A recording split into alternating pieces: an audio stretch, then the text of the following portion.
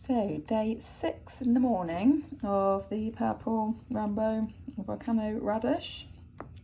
These ones haven't come along as quickly as the shine radish, they don't.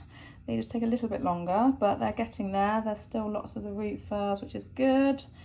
But again, they do like water, being a bigger shoot.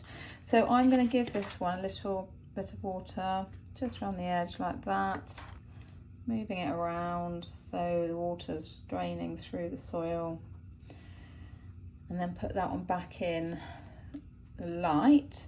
So from this day on, it's just a case of every morning and every evening just checking and watering.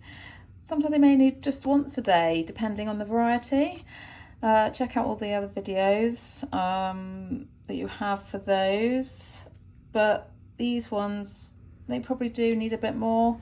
Obviously depending on the time of year. Summer they will need more, winter less. So this is all looking good. It won't be long until they're ready.